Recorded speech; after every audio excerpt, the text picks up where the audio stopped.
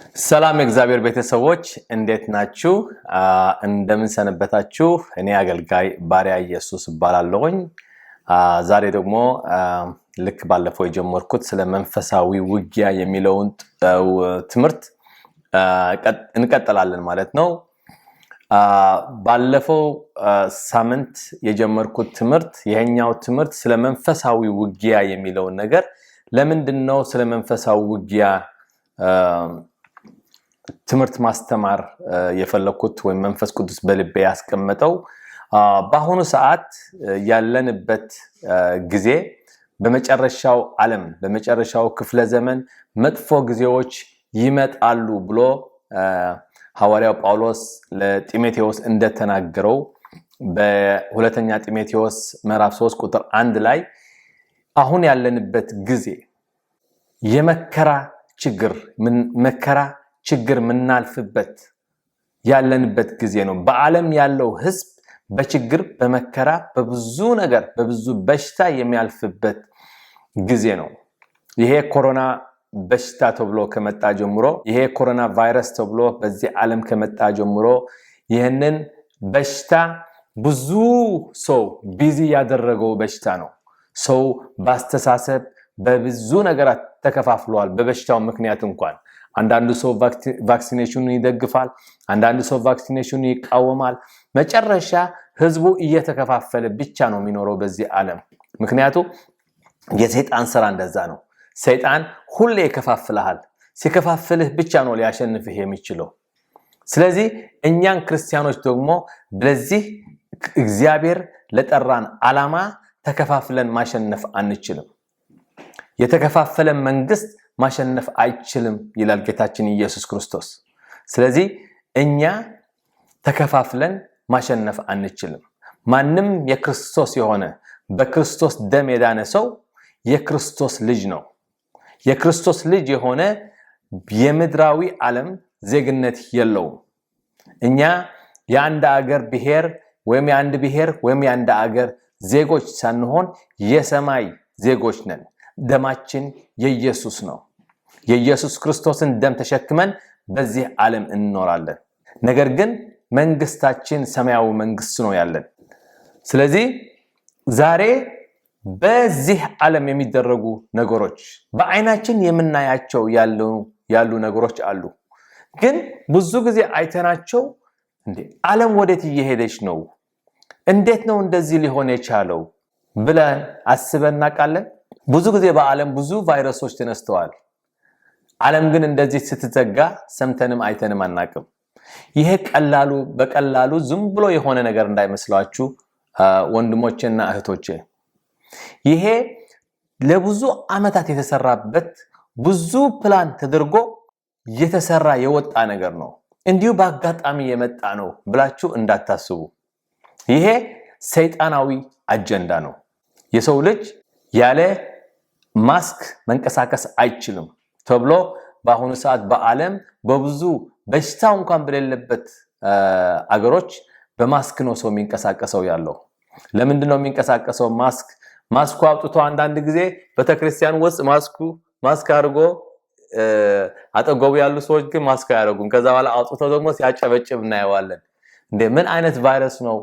እንደዚህ ማስክ እንደዚህ በፈለክበት ሰዓት የምታረግበት በፈለክበት የምታወጣበት ማስክ ምን አይነት ቫይረስ ቢሆን ነው? የተማረ ቫይረስ ቢሆን ነው የማይተላለፈው ማለት ነው። ስለዚህ ይሄንን አጀንዳ የሰው ልጅ ብዙ ጊዜ የእግዚአብሔር ቃል በትንቢት ሆሴዕ ምዕራፍ 4 ቁጥር 6 ላይ ህዝቤ ባለመጸለዩ ይጠፋል አይልም፣ ህዝቤ ባለማወቁ ይጠፋል ይላል። በስጋዊ ነገር ሁሉ በኒውስ በምናምን የምናያቸው ነገሮች እናቃቸዋለን በአይናችን ስለምናያቸው። እኛ ግን በአይናችን በምናያቸው ነገሮች አይደለንም የምንኖረው። መንፈሳዊ ህይወት በአይን በሚታይ ሳይሆን በማይታይ ነገር ነው የምናምነው። በዚህ ዓለም ማንኛውንም አይነት ሃይማኖት የሚከተል ሰው በመንፈሳዊ ነገር ያምናል ማለት ነው። በአይኑ አይቶት የማያውቀውን አምላክ ነው ሁሉም ሰው የሚያመልከው።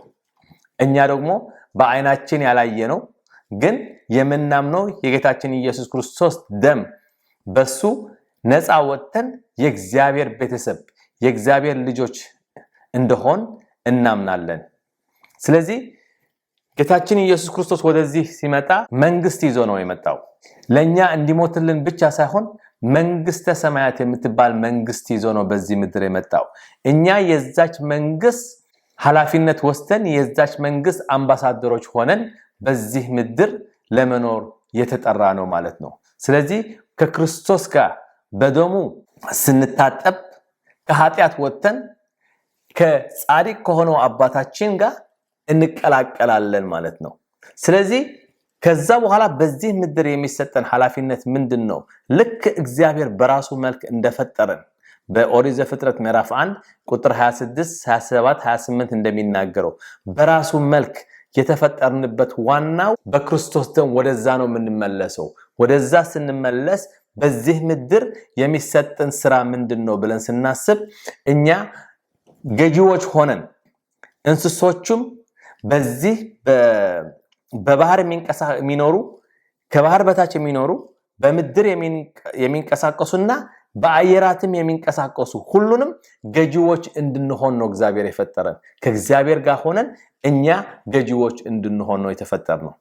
ስለዚህ በአሁኑ ሰዓት ደግሞ የሰይጣንን መንግስት ወክለው እንደኛ ስጋ የለበሱ ሰዎች በተለያየ ስም የሚጠሩ ደግሞ የዓለምን መንግስት የሚገዙ ደግሞ እነዚህ የሉሲፈሪያንስ የሚባሉ የኢሉሚናቲ ግሩፕ የሚባሉ ሰዎች አሉ። ፍሪሜሰኖች የሚባሉ ሰዎች አሉ።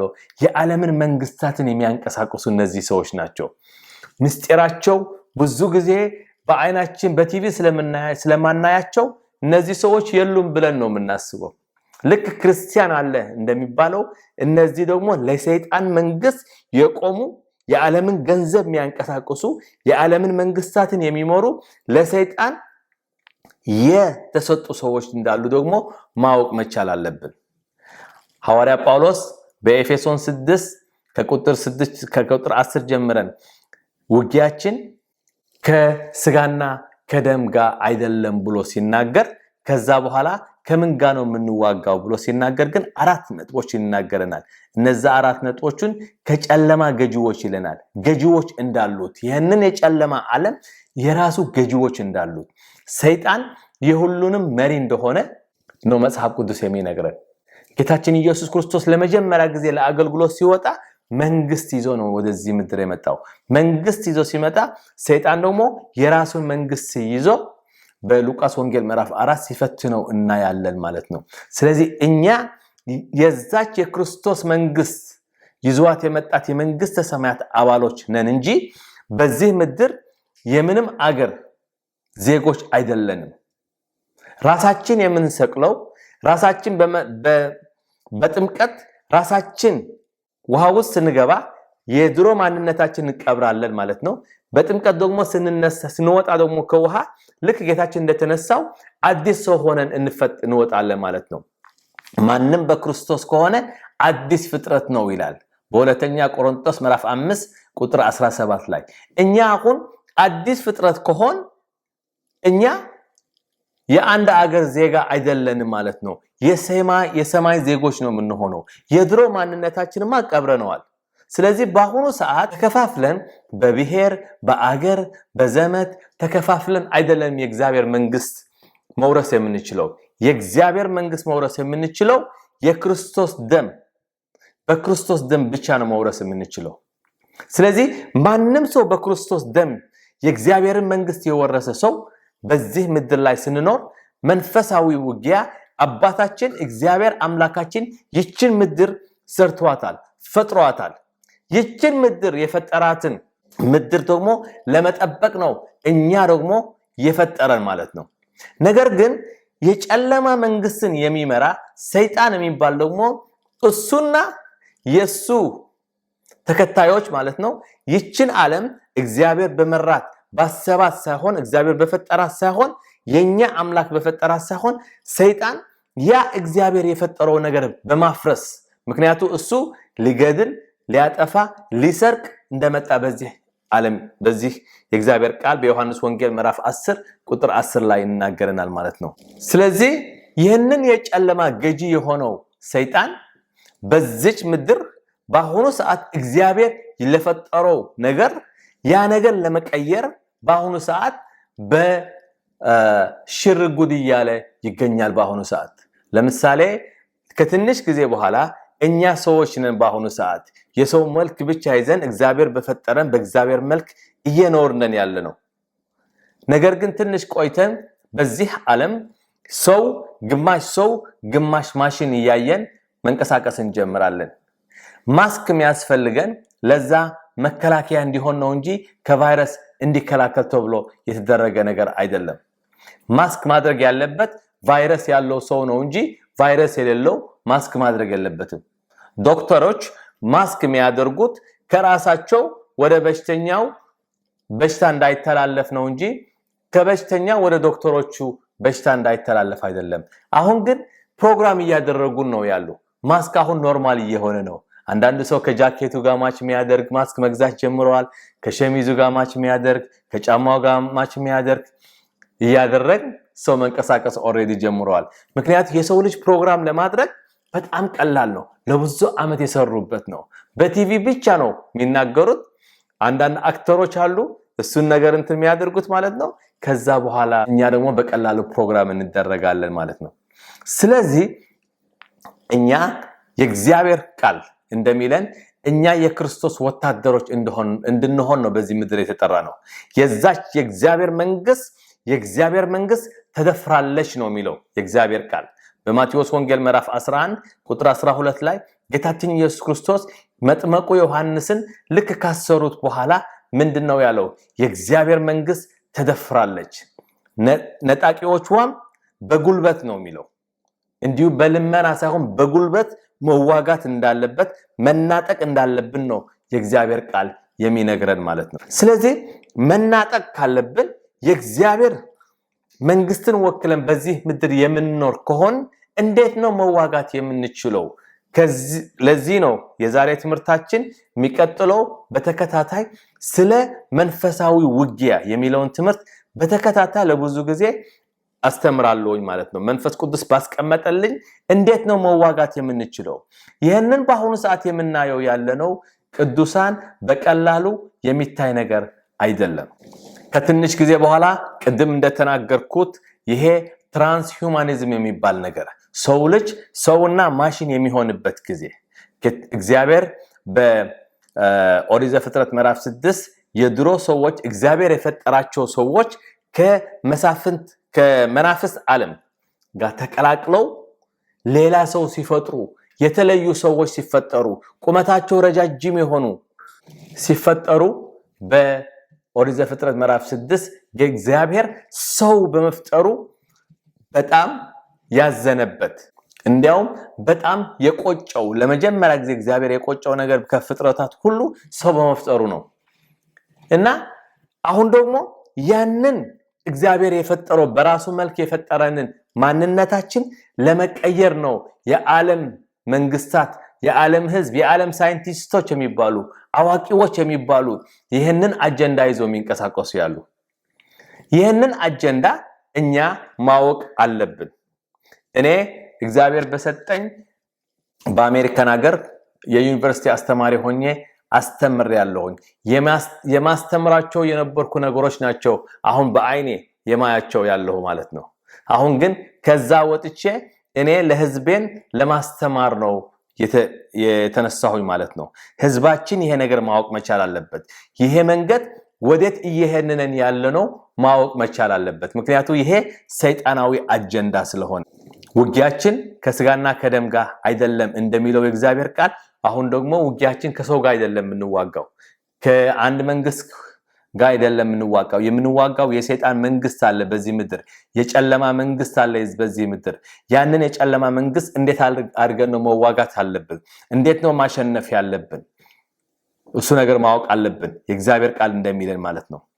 ጌታችን ኢየሱስ ክርስቶስ በሉቃስ ወንጌል ምዕራፍ 14 ቁጥር 31 ላይ አንድ ንጉስ ከአንድ ንጉስ ጋር ሲዋጋ አንዱ ንጉስ 10,000 ወታደር ይዞ ያኛው ንጉስ ደግሞ 20,000 ወታደር ቢይዝ የትኛው ሞኝ የሆነ ንጉስ ነው 10,000 ይዞ ከ20,000 ከያዘው ወታደር ጋር የሚዋጋው?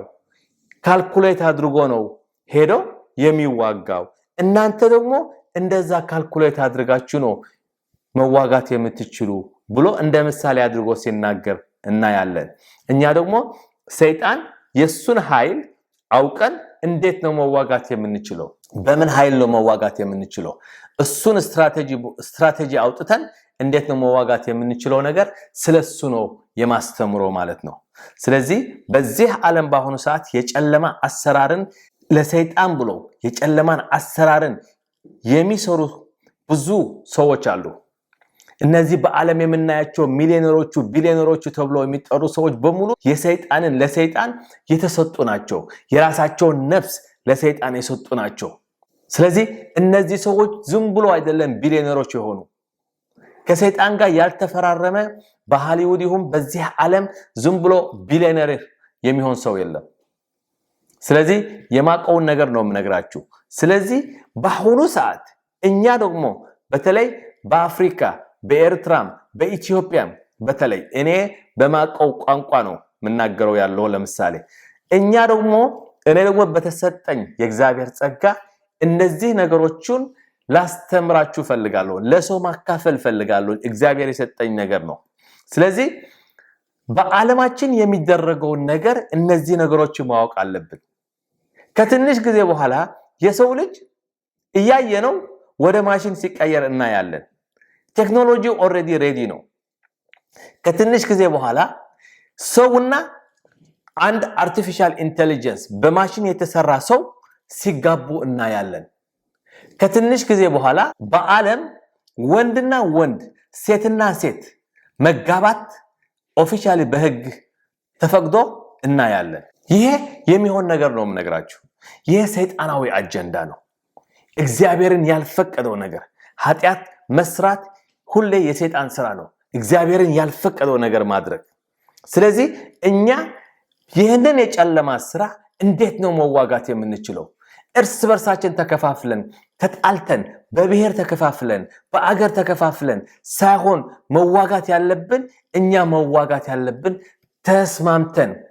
አንድ አገር ጦርነት ከሌላ አገር ጋር ስትዋጋ ህዝቡ ወታደሩ በብሔር ከተከፋፈለ ያቺ አገር የፈለገ መሳሪያ ቢኖራት ማሸነፍ አትችልም። የፈለገ ቁጥር የወታደር ብዛት ቢኖራት ማሸነፍ አትችልም።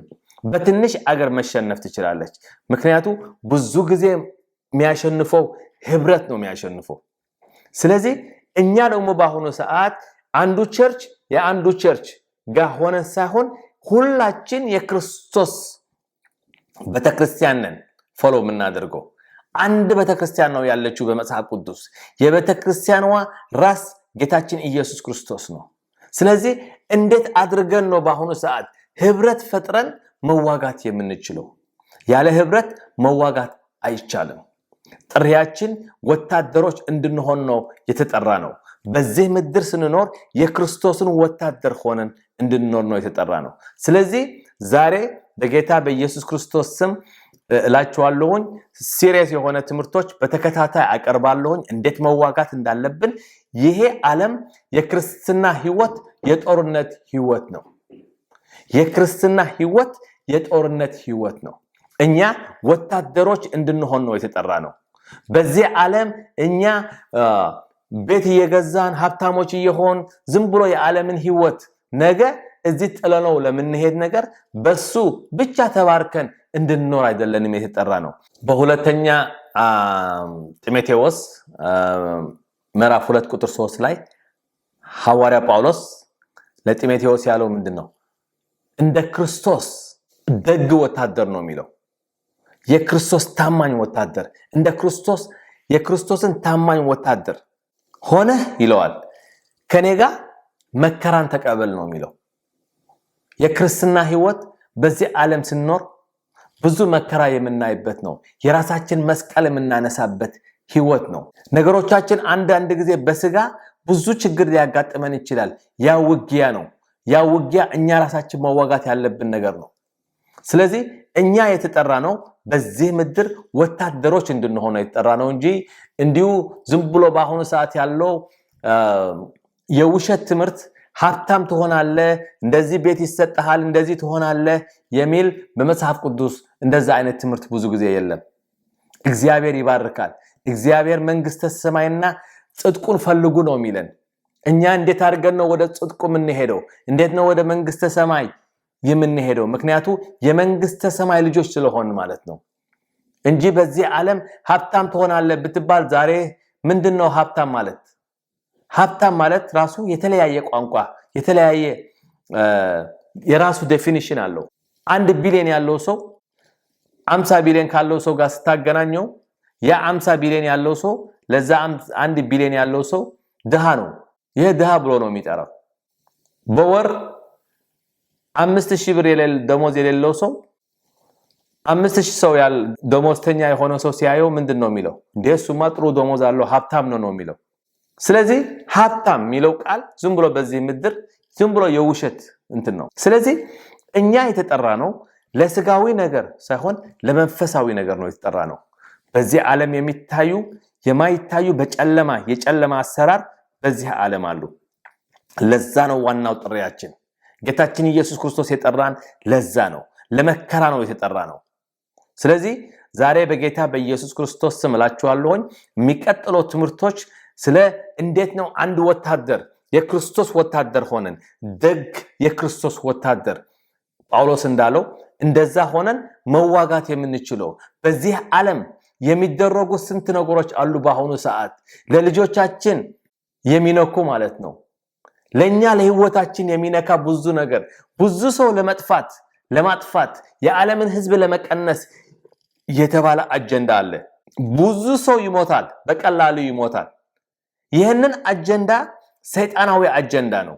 የዓለምን ህብረተሰብ ለመቀነስ በቫክሲኔሽን አድርገን መቀነስ እንችላለን ብሎ ቢል ጌትስ በ2015 ዓመተ ምህረት በትልቅ ኮንፈረንስ ተናግሮ ነበር። በዛን ሰዓት ቫክሲኔሽኑ ከሰራ ነው ቢያንስ 10% እስከ 15% የዓለም ህዝብ መቀነስ እንችላለን ይላል። እንዴት አድርጎ ነው አንድ ሰው 10% የዓለም 15% የዓለም መቀነስ የሚችለው? ቫክሲኔሽን ተሰርቶ። የሰው ልጅ ግን ቢል ጌትስ ስለተናገረው እንደ ቢል ጌትስ እኮ ነው ያለው፣ ስለዚህ ዝም ብለህ ነው ሰው ያጨበጭብ ነበር በዛን ሰዓት። እንዴት አድርገህ ነው 15% የዓለም መቀነስ የምትችለው በቫክሲኔሽን ብሎ የጠየቀው ሰው አልነበረም በዛን ሰዓት። ህዝቡ ግን ያጨበጭብ ነበር። ስለዚህ ይሄ ሰይጣናዊ የሆነ አጀንዳ ነው። ለብዙ ዓመት የተሰራለት የታሰበበት አጀንዳ ነው። ወንድሞቼና እህቶቼ ሞኞች አትሁኑ። እኛ ሞኞች አይደለንም። ስለዚህ እግዚአብሔር በሰጠን ዕውቀት በዛ ነው የምንንቀሳቀሰው። የሰይጣንን መንግስት የሰይጣንን ስራ የጨለማን ስራ አጋልጡ ይለናል በኤፌሶን ምዕራፍ 5። ስለዚህ ማጋለጥ አለብን፣ መፍራት የለብንም። ለህይወታችንም ቢሆን መፍራት የለብንም። የሚመጣው ሰው በዚህ ትምህርት አንድ ሰው እንኳን የሚድን ከሆነ አንድ ሰው እንኳን የሚፈወስ ከሆነ ለኛ ሚኒስትሪ ትልቅ ነገር ነው። ለእግዚአብሔር መንግስት በጣም ትልቅ ነገር ነው። አንድ ሰው እንኳን የሚድንበት ከሆነ ማለት ነው። ስለዚህ ዛሬ በኢየሱስ ክርስቶስ ስም ይህንን በጣም ሲሪየስ በሆነ ትምህርቱን እንድትከታተሉ ሰብስክራይብ እንድታደርጉ ከሌሎች ሰዎችም ጋር ሼር እንድታደርጉት። እኔ የክርስቶስ ወታደር ነኝ፣ ለክርስቶስ ወታደር እሆንለታለሁ፣ ለክርስቶስ መንግስት እቆማለሁ የሚል ሰው ብቻ ነው ይህንን ትምህርት መከታተል የሚችለው። ምክንያቱም እኛ የተጠራ ነው ለክርስቶስ ወታደሮች ለመሆን ነው የተጠራ ነው። ስለዚህ ዛሬ በኢየሱስ ክርስቶስ ስም በኢትዮጵያ ለምሳሌ አንድ ወታደር ሲሆን ለአገሩ ሙሉ በሙሉ ነው የሚሰጠው። ልጆቹ፣ ቤተሰቦቹ፣ ማንነቱ፣ ሀብቱ ያለውን ጥሎ ለአገሬ ሞታለሁ ብሎ ይሄዳል። በጦርነት ውስጥ አንዳንዱ እግሩ ተቆርጦ ይመጣል፣ አንዳንዴ ይሞታል፣ አንዳንድ ጊዜ ብዙ ነገር ችግር ያጋጥመዋል። ምንም ነገር የሚጠብቀው ነገር የለውም። የኛ ደግሞ ጥሪያችን እንደዛ ነው። ወታደር እንድንሆን ነው የተጠራ ነው። ትልቁ ነገር የሚጠብቀን ሰማያዊ የሆነ ነገር ነው የሚጠብቀን። ሐዋርያ ጳውሎስ በሮሜ 8 ቁጥር 18 ላይ ምንድነው ያለው? ያንን የማየውን ክብር ብሎ በአሁኑ ሰዓት በዚህ ምድር የማገኘውን መከራ ምንም አልቆጥረውም አለ። መከራውን ምንም አልቆጥረውም አለ። ምክንያቱም ከማገኘው ክብር የተነሳ አለ። ስለዚህ በዚህ ምድር የምናገኘው መከራ እኛ ከምናገኘው የዘላለም ህይወትና የዘላለም ደስታ ምንም አይቆጠርም። ምንም ኮምፔር ማድረግ አይቻልም። ስለዚህ ዛሬ 5 ነጥቦች እንዴት ነው ማሸነፍ የሚቻለውን ነገር ስለነሱ እናገራለሁ። አንድ ሀገር ጦርነት ሲጀመር መጀመሪያ ምንድነው የሚደረገው ስንል ያቺ ሀገር ለህዝቧን ታሳውቃለች። ባላት ወታደሮች መዋጋት የምትችል ከሆነች ትዋጋለች ማለት ነው። ካልሆነ ግን ጥሪ ነው የምታደርገው። ስለዚህ ዛሬ የመጀመሪያ ምንማረው የሚቀጥለው ሳምንት ስለ ጥሪ ነው። ጌታችን ኢየሱስ ክርስቶስ ለኛ የሰጠን ጥሪ አለ። አንድ ሀገር ልክ ጥሪ እንደምታደርገው ጦርነት መጣ ተብሎ እኛ ደግሞ ባሁን ያለንበት የክርስቲያኑ ህብረተሰብ የእግዚአብሔር መንግስት ባሁኑ ሰዓት በጦርነት ውስጥ ነው ያለችው። ስለዚህ እኛ የዛች መንግስት እንዴት ወታደሮች እንሆናለን? የዛች መንግስት እንዴት ያችን መንግስት ወክለን በዚህ ምድር ወታደሮች ሆነን እንዋጋለን? ስለዚህ የመጀመሪያ ስለ ጥሪ ነው የምናገረው።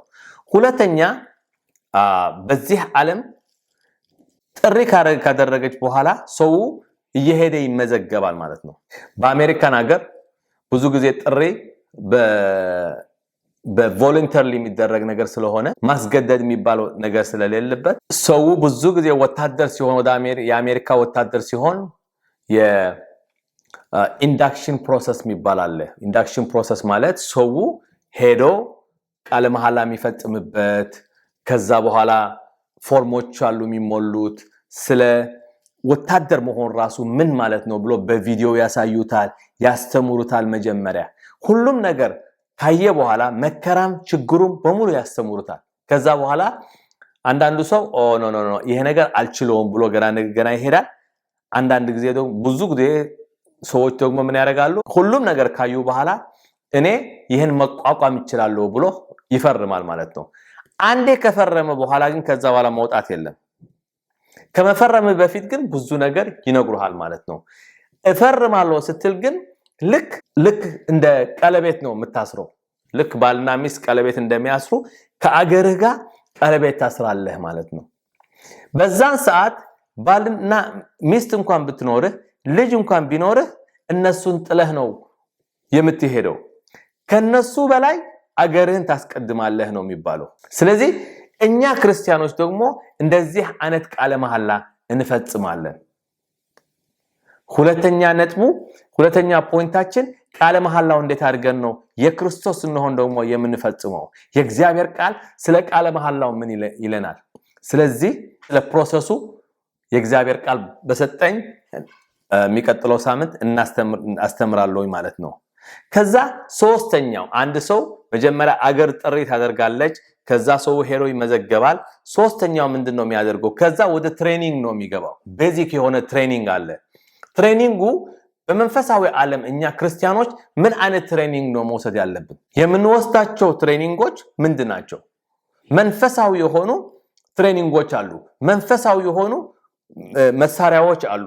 በሁለተኛ ቆሮንቶስ ምዕራፍ 10 ከቁጥር 3 እስከ 5 ስናነበው እኛ በስጋ ብንመላለስም ይላል፣ ግን የምንዋጋው ግን በምንድን ነው የሚለው? ውጊያችን በመንፈስ ነው፣ እግዚአብሔር በሰጠን ኃይል በሱ ነው የምንዋጋው ነው የሚለው።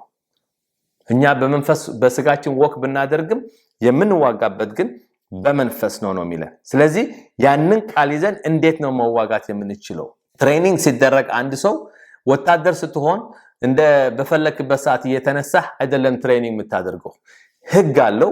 በህጉ መሰረት በብዛት የአሜሪካ ወታደሮች ጠዋት 5 ሰዓት ተነስቶ ነው ትሬኒንግ የሚያደርጉት። በዛች ሰዓት ቀደም ብለ ተነስቶ ሰው መንቀሳቀስ አለበት። እኛ ደግሞ የክርስቶስ ስንሆን ደግሞ ጌታችን ኢየሱስ ክርስቶስን በሰጠን እሱ ነው አለቃችን፣ እሱ ነው ጀነራላችን።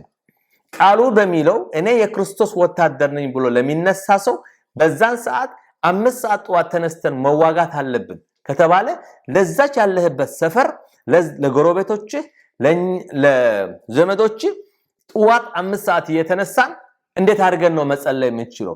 ምን አይነት ጸሎት ነው መጸለይ ያለብን? እንደዛ እያደረግ እርስ በርሳችን እየተጋገዝ እንዴት ነው የእግዚአብሔርን መንግስት ወክለን በዚህ ምድር የምንኖረው?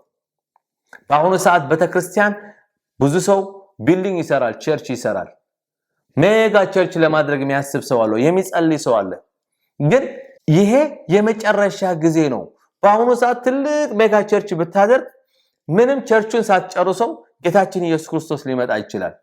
ይሄ የመጨረሻ ጊዜ ነው።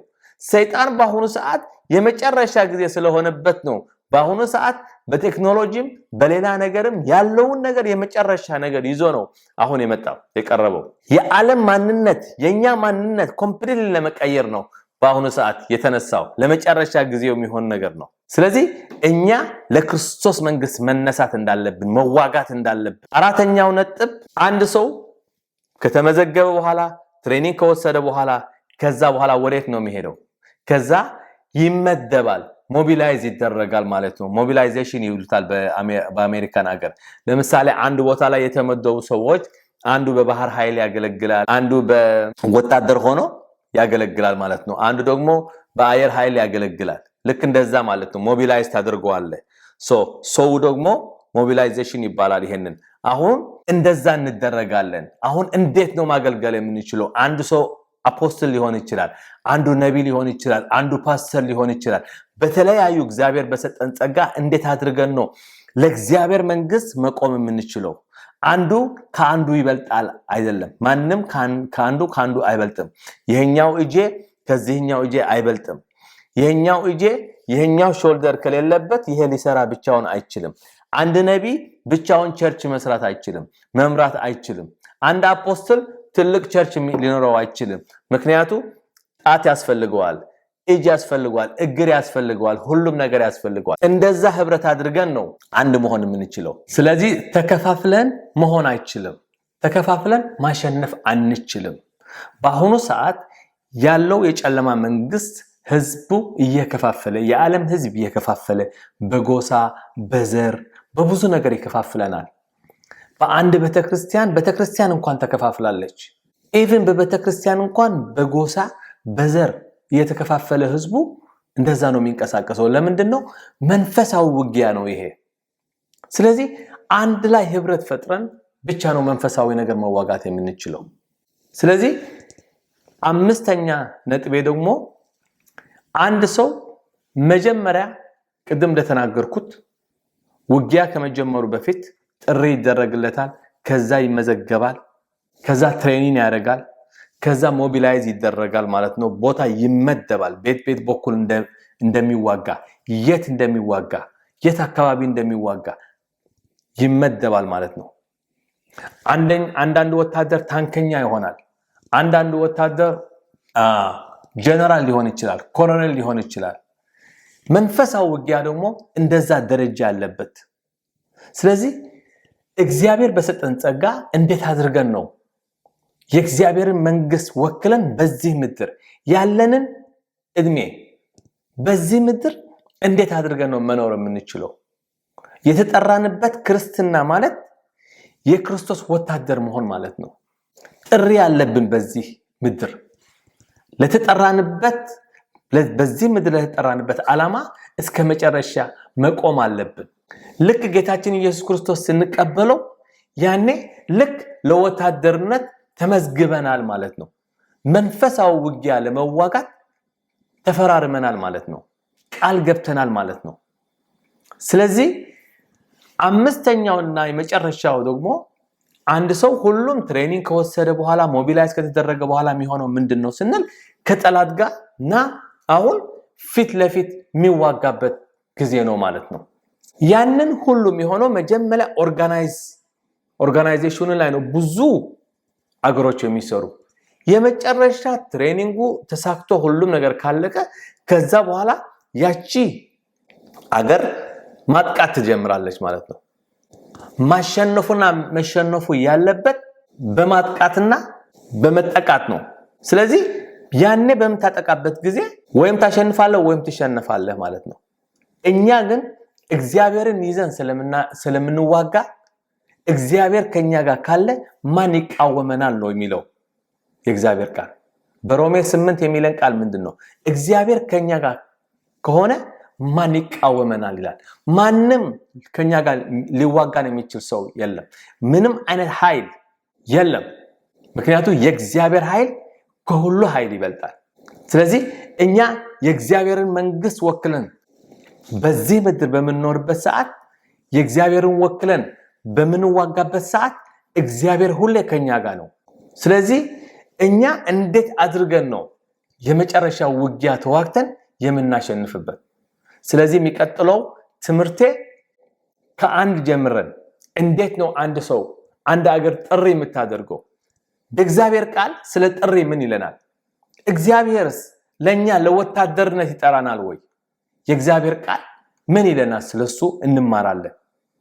ጥሪ የሚለው ትምህርት የሚቀጥለው ትምህርቴ ጥሪ የሚለው ትምህርት አስተምራለሁኝ ማለት ነው። ጥሪያችን ምንድነው? የሰው ልጅ ጥሪውን በዚህ ዓለም ማወቅ መቻል አለበት። ጥሪህን ካላወቅ ፐርፐዝን ልታውቅ አትችልም። በዚህ ዓለም ለምን እንደምትኖር አታውቅም ማለት ነው። ስለዚህ ሰው ሲባል እግዚአብሔር በራሱ መልክ ሲሰራን የጠራን አንድ ትልቅ ጥሪ አለ። በኦሪት ዘፍጥረት ምዕራፍ 1 ቁጥር 26 27 28 ስናነበው በዚህ ምድር እኛ እግዚአብሔርን ወክለን ገዢዎች እንድንሆን ነው የተፈጠርነው። በሰማይም በምድርም ከባህር በታችም ይለናል እግዚአብሔር ቃል። እንዲሁም በአየሮች ላይ በሚንቀሳቀሱ መናፍስቶች ዓለም እግዚአብሔር እኛ ገዢዎች ሆነን እንድንኖር ነው የተፈጠርንበት። በአዳም ኃጢአት ምክንያት ያንን ስልጣን አጥተነው ነበር። በኢየሱስ ደም ደግሞ ያንን ስልጣን እንደገና አገኘነው፣ ተቀበልነው። ስለዚህ እኛ የተጠራንበት እግዚአብሔር በሰጠን ኃይል በዛ በፈጠረን ፐርፐስ በሱ ነው የምንንቀሳቀሰው። አሁን ያለ ነው በክርስቶስ ኃይል በእኛ ውስጥ ያለው የክርስቶስ መንፈስ። ስለዚህ እኛ ሁሌ አሸናፊዎች ነን። እንዴት አድርገን ነው ቤተሰቦቻችን ነፃ የምናወጣው? ጎረቤቶቻችን ነፃ የምናወጣው? አገራችን ነፃ የምናወጣው? በጸሎት ሁሉም ነገር ይሆናል። መንፈሳዊ ነገር በቃል ብቻ ነው የሚፈጸመው። ሁሉም ነገር ውጊያው በቃል ብቻ ነው የሚሆነው። እኛ የእግዚአብሔር ቃል በእኛ ውስጥ ነው። የእግዚአብሔር መንፈስ በእኛ ውስጥ ነው። ስለዚህ ተባረኩልኝ። ይህንን የዛሬ መልእክት ስለሰማችሁት በተቻለ መጠን እንዳልኳችሁ ሼር በማድረግ ሳብስክራይብ በማድረግ ሌላ ሰውም እንዲማረው ብታደርጉ በጣም ደስ ይለኛል። ከዚህ በመቀጠል አንድ ትምህርት አዘጋጅቻለሁኝ። እሱ ደግሞ ታውቁ ነበር ወይ የሚለው አንድ ርዕስ አለችኝ። ያቺ ርዕስ ብዙ ጊዜ የተለያዩ ከመጽሐፍ ቅዱስም ሊሆን ይችላል፣ ከሳይንሱ ዓለምም ሊሆን ይችላል። ይሄ ነገር ታውቁ ነበር ወይ ብዬ አንድ ነገር አካፍላችኋለሁ። እግዚአብሔር በልቤ ያስቀመጠው ነገር ከሳይንስም ሊሆን ይችላል እንዳልኳችሁ ማለት ነው። ዛሬ ታውቁ ነበር ወይ የሚለውን ርዕሱ አንድ ነገር እነግራችኋለሁ ማለት ነው። ብዙ ጊዜ በልምድ ከልምድ የተነሳ ማለት ነው ብዙ ጊዜ ምን እንላለን? ዛሬ በዓል ነው እንላለን፣ ወይም ነገ እኮ በዓል ነው እንላለን፣ የሚቀጥለው ቀን እኮ በዓል ነው እንላለን። ይሄ በዓል የሚለው ቃል ለመሆኑ ምን አይነት ቃል ነው?